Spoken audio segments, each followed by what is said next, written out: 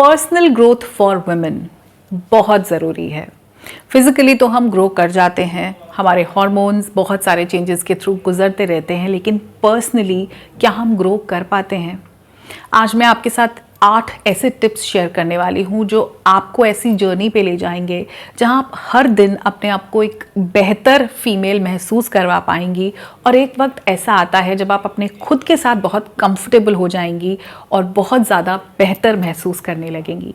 ये personal growth की journey आपको इसलिए लेनी है ताकि आप एक ज़्यादा खुश, एक ज़्यादा संपन्न और एक ज़्यादा बेहतर इंसान अपने आप को महसूस कर सकें।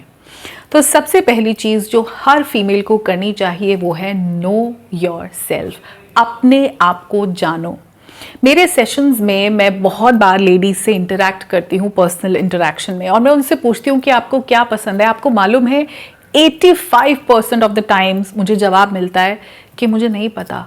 उनको ये भी नहीं पता कि उनका फेवरेट खाना कौन सा है, क्योंकि अब तक जो बच्चों को पसंद है, हस्बैंड को पसंद है, बाकी फैमिली मेम्बर्स के हिसाब से वही बना लेती हैं, बाहर जाके भी वही ऑर्डर कर लेते हैं। तुम लोग कर लो, मैं तुम में से ही शेयर कर लूँगी।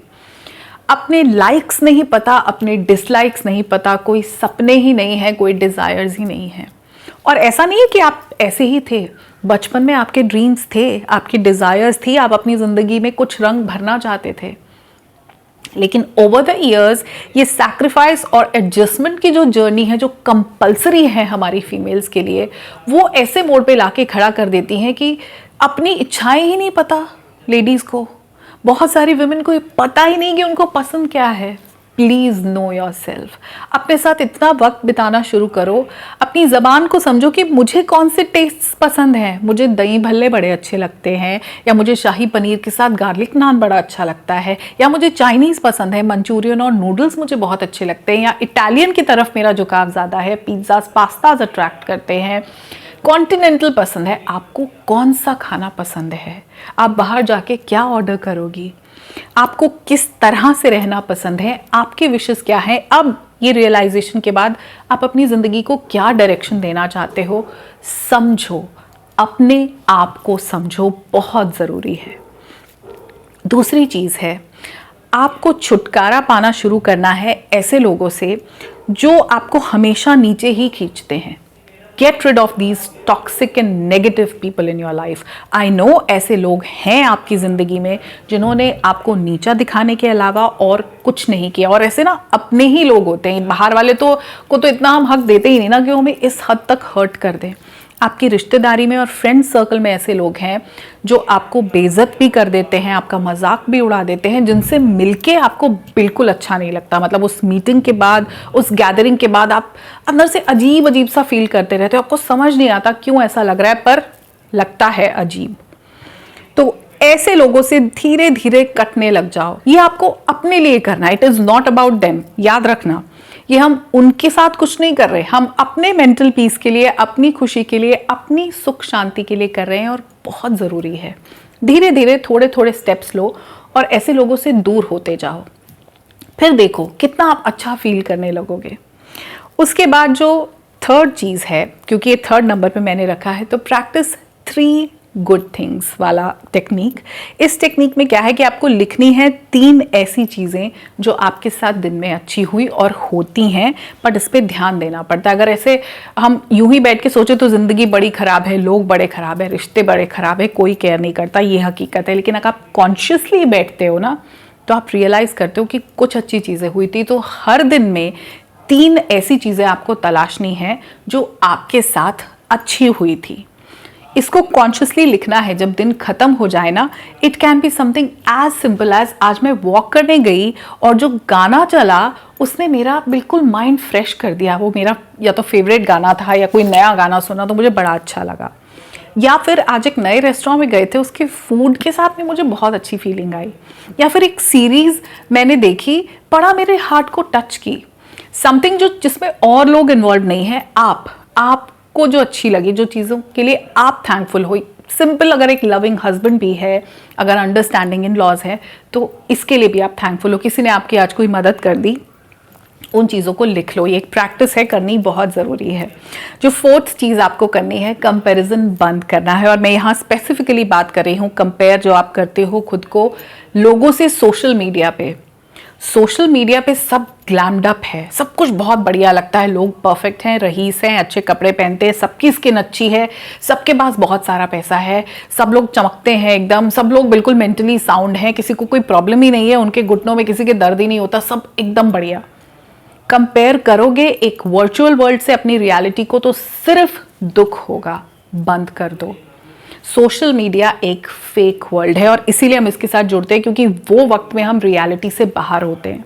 रियलिटी तो यही है, हमको पता है, रोज़ वही उठना, किचन में जाना, मेड को संभालना, कपड़े धोना, ये जो आप रट में फंसे हुए हो। इसीलिए सोशल मीडिया अच्छा लगता है, क्योंकि कुछ देर वहाँ सब एकदम ग्लैम्ड अप है, सब ने आर्टिफिशियल नेल्स कराए हुए हैं, सबके पास हेयर एक्सटेंशंस है, सब कुछ एकदम परफेक्ट नहीं लगता वहाँ पे।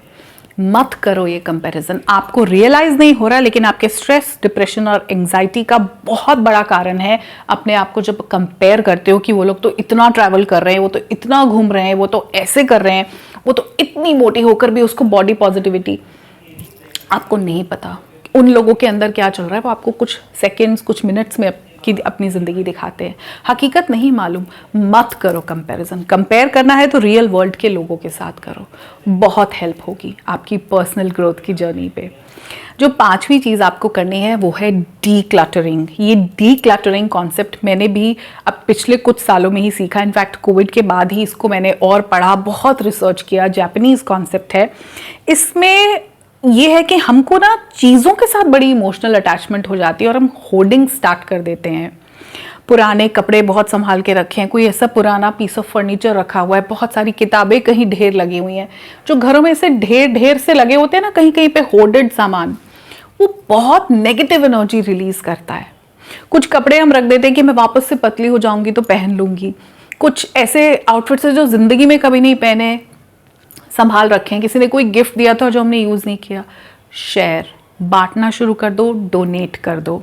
डी क्लटरिंग मीन्स कि 6 महीने आप अपना रूल बना लो, 1 साल बना लो कि किसी चीज़ को, कोई कपड़ा, कोई आउटफिट, कोई चीज़, कोई सामान अगर मैंने 1 साल में यूज़ नहीं किया तो मोस्ट लाइकली मैं उसको आगे भी यूज़ नहीं करूँगी। ये रूल आप अपने लिए बना लो कि उसके बाद उसको मुझे डिस्कार्ड करना है। अब आप उसको किसी को डोनेट कर सकते हो, किसी के साथ शेयर कर सकते हो, कोई ऐसी जगह है जहाँ पे दान वाली है जहाँ आप दे के आ सकते हो, कर दो। Get rid of that stuff. Decluttering इसी को बोलते हैं। बहुत सारा क्लटर इकट्ठा होता है और वो ऐसे लगता है कि घर में हुआ है, वो इकट्ठा यहाँ हो रहा होता है। बहुत रेस्टलेसनेस आती है उस स्पेस को देख के, अंदर से बहुत एंग्जाइटी हो जाती है। So it's very important that you start D cluttering. अगर आप डी क्लटरिंग पे चाहते हो कि मैं एक डिटेल्ड वीडियो बनाऊँ तो मुझे कॉमेंट्स में ज़रूर बताना। 6th चीज़ जो आपको करनी है वो है getting in touch with nature. घर के अंदर गर्मी में एसी में बैठना एक अल्टीमेट सोल्यूशन लगता है। नेटफ्लिक्स चला लिया और बैठे हैं। नेचर से जब कनेक्शन छूटने लगता है, मतलब हम अपने आप से ही डिस्कनेक्ट हो रहे हैं, क्योंकि हम इस नेचर का ही पार्ट हैं। बाहर जाओ, वॉक करो, घास को देखो, फूलों को देखो, सूरज को देखो, बादलों को देखो, नीले आसमान को देखो। वैसे दिल्ली में यहाँ पे तो हमको ग्रे कलर का आसमान दिखता है, पर जो भी दिखता है, रात के सितारे, कुछ थोड़ा सा नेचर को अप्रिशिएट करो, उस ग्रीनरी को देखो। उम्मीद जगती है जब रात के बाद फिर से सूरज निकलता है, उम्मीद जगती है। जब आपको बिल्कुल डार्क फील होता है ना कि मेरी ज़िंदगी में कुछ नहीं है, नेचर आपको वो उम्मीद देगी कि तुम्हारी ज़िंदगी में भी खुशियाँ आ सकती हैं। मौसम जैसे बदल रहे हैं, तुम्हारा वक्त भी बदलेगा। Spend time in nature. जो 7th चीज़ आपको करनी है दैट इज़ रीड। पढ़ना बहुत ज़रूरी है। बहुत सारी किताबें हैं। ये एक रीसेंट बुक है 11 मिनट्स जो आजकल मैं पढ़ रही हूँ, पॉलो कोएल्हो की। इससे पहले एल्केमिस्ट मैंने पढ़ी थी, बहुत अच्छी किताब है। It is absolutely a female centric book. बहुत कम पढ़ने को मिलती हैं। जनरली प्रोटैगनिस्ट जो होते हैं मेल है, इसमें एक फीमेल है। It's a very nice book. आप पढ़ सकते हो। 11 minutes, you can order it for your self. बहुत सारी ऐसी किताबें अपनी पसंद की। ये तो इंग्लिश में है, आप हिंदी की पढ़ना चाहते हो, बांग्ला पढ़ना चाहते हो, जो भी आपकी लैंग्वेज है, रीड बुक्स। किताबें आपको एक अलग वर्ल्ड में ले जाती हैं और आपको एक पर्सपेक्टिव देती हैं। जब आप लॉस्ट फील करते हो ना कि मेरे को ज़िंदगी का कुछ समझ नहीं आ रहा, अंडर कॉन्फिडेंट होते हो, किताबें वो इंसाइट लाती हैं आपकी ज़िंदगी में। आपका भी एक पॉइंट ऑफ व्यू डेवलप होता है, सोचने का तरीका डेवलप होता है। किताबें पढ़ना बहुत ज़रूरी है। अगर पढ़ना जानती हो, पढ़ी लिखी हो, तो उसको वेस्ट क्यों कर रहे हो? When you know how to read, read. फिर फ़र्क क्या हुआ आप में और एक अनपढ़ लेडी में? प्लीज़ उसको फ़र्क को मेंटेन करो, स्टार्ट रीडिंग। और जो लास्ट चीज़ है जो पर्सनल ग्रोथ की जर्नी में सबसे इम्पोर्टेंट है, that is analyse your day. आज का दिन आपका कैसा बीता? कुछ मिनट्स बिताओ दिन खत्म होने के बाद, सोने से पहले फ़ोन पे स्क्रॉल करने की जगह कुछ वक्त अपने साथ बिताओ और खुद से पूछो कि आज का दिन कैसा गया, मैंने पूरा दिन क्या फील किया, क्या मैं आज के पूरा दिन क्रैंकी थी? Because as a female hormonal imbalance बहुत होता है, सब दिन एक जैसे नहीं होते। किसी किसी दिन आप नेचुरली उठते ही अच्छा फील करोगे और किसी किसी दिन बिना किसी वजह के मूड भी खराब रहता है। अपने आप को एनालाइज करो, अपने दिन को एनालाइज करो, आज क्या क्या इमोशंस थे, मैंने क्या फील किया। बहुत ज़्यादा गुस्सा किया, बहुत ज़्यादा स्क्रीमिंग, शाउटिंग, येलिंग की फैमिली पे, काम करने का मन नहीं था, फिजिकली बहुत फिट नहीं फील कर रही थी, वीक फील कर रही थी, रेस्ट की ज़रूरत थी, क्या फीलिंग्स थी, ये लिखना आपको बहुत ज़रूरी है। क्या मैंने गलतियाँ कर दी, किन चीज़ों को मैं बेहतर कर सकती थी, ये सब अगर आप लिखोगे तो एक डायरेक्शन मिल जाती है ज़िंदगी को। कुछ गलतियाँ की तो वो रिपीट नहीं करनी। माइंडफुल हो, मैं ज़्यादा चिल्लाई, मैंने ज़्यादा सबको डांटा, तो आप अगले दिन वो रिपीट नहीं करोगे। अपने आप जो चीज़ें हो जाती हैं, जब उनका एनालिसिस किया जाता है तो बहुत चांसेस होते हैं कि हम उसको रिपीट नहीं करेंगे, अपने नेगेटिव बिहेवियर्स को। और जो पॉजिटिव रहा वो क्यों रहा उसको हम रिपीट करेंगे कि अच्छा, म्यूज़िक सुनने से मुझे अच्छा लगता है तो आई थिंक मुझे रोज़ सुनना चाहिए। तो ये 8 चीज़ें आपको करनी है अपनी पर्सनल ग्रोथ की जर्नी को शुरुआत करने के लिए। लेकिन इसके ऊपर आगे के स्टेप्स भी मैं लाती रहूँगी अलग अलग वीडियोज़ में। आपको इस तरह के वीडियोस पसंद आते हैं तो प्लीज़ मुझे कमेंट्स में बताना, मैं ऐसे और बहुत सारे वीडियोस आपके लिए क्रिएट करूँगी। और अपनी पर्सनल ग्रोथ की जर्नी को ऐसे ही कंटिन्यू कीजिए, खुद से बहुत ज़्यादा प्यार कीजिए। मैं मिलूँगी बहुत जल्दी अगले वीडियो में, तब तक के लिए नमस्कार।